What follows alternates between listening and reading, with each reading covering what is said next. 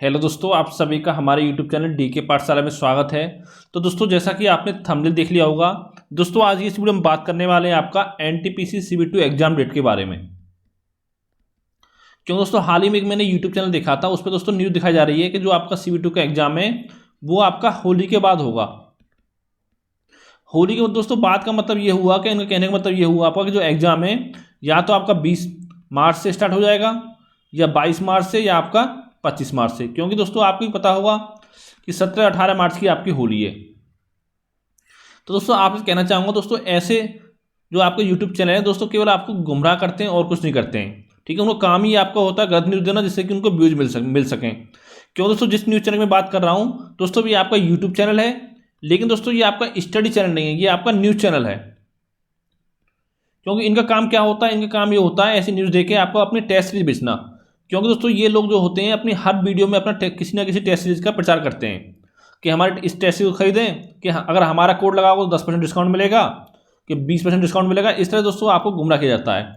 और दोस्तों ये लोग जिस टेस्ट सीरीज का प्रचार करते हैं, मैं यकीन के साथ कह सकता हूँ कि इन्होंने वो टेस्ट सीरीज खोल के भी देखी होगी कि अच्छी है बेकार है। ठीक है, इस तरह से इनको भ्रमित किया जाता है बच्चों को। अब देखिए दोस्तों, ये इन्होंने अपना थंबनेल लगाया हुआ था, आप समझ गए हो किस यूट्यूब चैनल की मैं बात कर रहा हूँ, कि RRB NTPC group D, RRB NTPC सीबी2 होली के बाद शुरू, सीबीटी2 3 से 5 फेज में हो सकती है। तो दोस्तों आप खुद सोचो, जब आपका सीबीटी1 का एग्जाम हुआ था, ये दोस्तों आपका लगभग 1.25 करोड़ बच्चों का एग्जाम हुआ था, जो कि आपका 7 फेज में कंप्लीट हुआ था।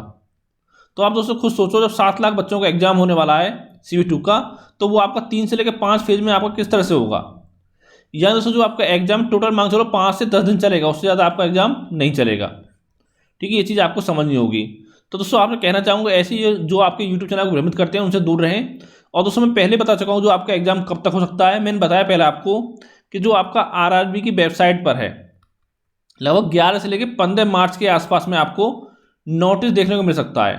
अब देखिए नोटिस में दोस्तों क्या होगा, नोटिस में रिजल्ट नहीं होगा आपका, नोटिस में आपको बता दिया जाएगा कि कौन कौन से आपके बदलाव किए गए हैं रिजल्ट में, या कुछ और बदलाव किया होगा, जो आपकी कमेटी बनाई थी, समिति बनाई थी, उसी कौन कौन से सुझाव आपके माने गए हैं, वो सब आपको दोस्तों उसमें आप रिपोर्ट में आपको नोटिस में बता दिया जाएगा। लेकिन दोस्तों उस दिन आपका रिवाइज रिजल्ट जारी नहीं होगा। मैं पहले ही बता चुका हूँ आपको कि जो आपका रिवाइज रिजल्ट है ये आपका 20 से लेकर 25 मार्च के आसपास में आपका आ सकता है, उससे पहले आने के चांस नहीं है। हो सकता है इससे भी थोड़ा आपका लेट हो जाए, लेकिन 20 मार्च से पहले कम से कम आपका रिवाइज रिजल्ट नहीं आएगा। तो दोस्तों जब आपका रिवाइज रिजल्ट आएगा, और हो सकता है जो आपका नोटिस जारी किया जाए, जो कि बताया 11 से 15 मार्च के बीच में आ सकता है, तो उसमें दोस्तों हो सकता है कि सीबी2 की आपको एग्जाम डेट ही बता दी जाए कि जो आपका सीबी2 एग्जाम है वो कब से आपका स्टार्ट होगा, कब आपका रिजल्ट आएगा सीबीटी1 का। और दोस्तों साथ ही बता दूं आपको, जो सीबी2 में बच्चे क्वालिफाई होंगे और जो बच्चे हैं आपके लगभग 3 लाख के आसपास, उनको सीबी2 की तैयारी करने के लिए कम से कम 25 से लेकर 30 दिन का समय दिया जाएगा। अब दोस्तों लोग कुछ बच्चे बोलते हैं कि 10 दिन का समय मिलेगा, 5 दिन का मिलेगा, तो दोस्तों ऐसा नहीं होगा।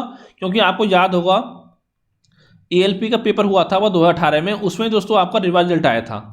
तो वहाँ पर जो रिवाइज रिजल्ट आया था उसके बाद बच्चों को 30 दिन का समय दिया गया था, तो लगभग 25 से 30 दिन का समय आपको अब दिया जाएगा।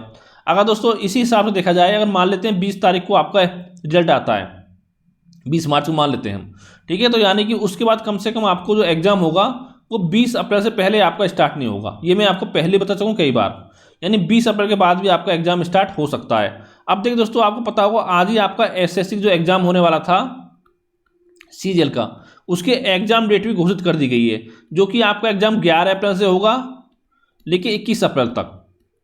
अब बच्चे आप सोच रहे हो कि ये आपका सीजीएल से क्या मतलब है, क्योंकि पता होगा जो आपका सीजीएल है वो आपका टीसीएस करा रही है, और जो सीबी2 एग्जाम है वो भी आपका यानी टीसीएस भी कराएगी आपका सीबी2 का एग्जाम एनटीपीसी का।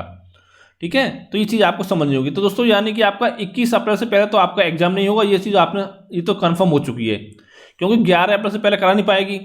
अगर 11 अप्रैल से पहले कराएगी तो यानी कि मान चलो अगर आपका एग्जाम 1 से 2 अप्रैल के बीच में स्टार्ट हो जाएगा, तो दोस्तों इतनी जल्दी आपका एग्जाम स्टार्ट नहीं होगा, क्योंकि अभी आपका रिवाइज रिजल्ट आएगा, उसके बाद आपका सेंटर बुक किए जाते हैं, फिर उसमें समय लगता है।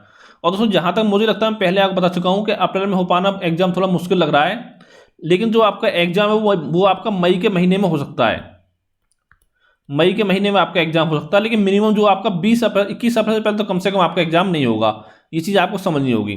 मई के पहले के महीने में क्यों हो सकता है दोस्तों, आपको याद होगा इसके बाद आपका CSSL का एग्जाम है, जो कि आपका 24 मई से स्टार्ट है, जो कि आपका 10 जून तक चलने वाला है। ये भी आपका TCS कराएगी और आपका एग्जाम ऑनलाइन होता है।